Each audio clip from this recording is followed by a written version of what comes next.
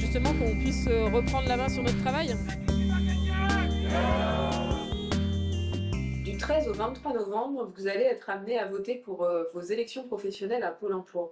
C'est des élections qui sont très importantes parce que c'est ce qui détermine la capacité des organisations syndicales à négocier pour vos droits au niveau de Pôle emploi, au niveau de votre branche professionnelle et puis au niveau national interprofessionnel.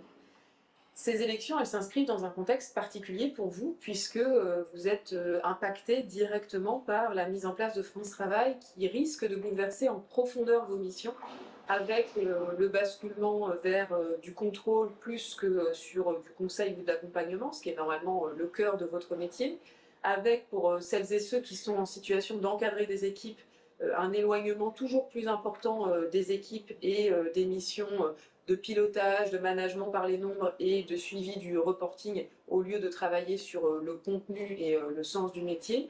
Et puis enfin, pour celles et ceux qui s'occupent de la gestion des droits, la multiplication des réformes de l'assurance chômage avec la complexification du calcul des droits des privés d'emploi, elle rend de plus en plus difficile vos missions, sachant en plus que ça s'inscrit dans un contexte de baisse d'effectifs et puis d'augmentation du recours à la sous-traitance.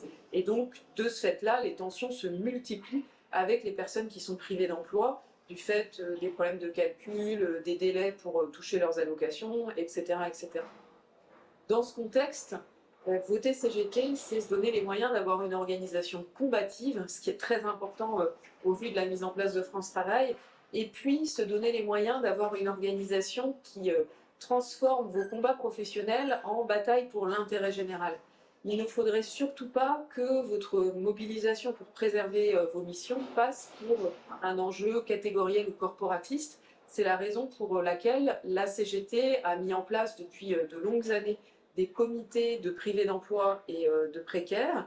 C'est la raison pour laquelle la CGT organise les intérimaires avec une CGT de l'intérim. Et donc, en s'appuyant sur ces dimensions-là, la CGT de Pôle emploi organise la mobilisation des deux côtés du guichet pour casser les mises en opposition et les stigmatisations des agents de Pôle emploi.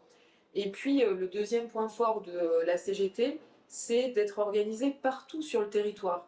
La mise en place de France Travail, elle repose d'abord par des expérimentations en territoire, dans laquelle sont impliquées les unions départementales de la CGT, qui démontrent qu'il y a une improvisation totale, il n'y a pas d'association des acteurs, que cette réforme n'a aucun sens.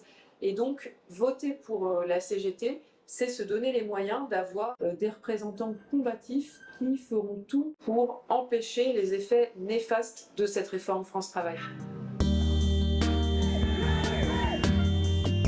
Il faut justement qu'on puisse reprendre la main sur notre travail.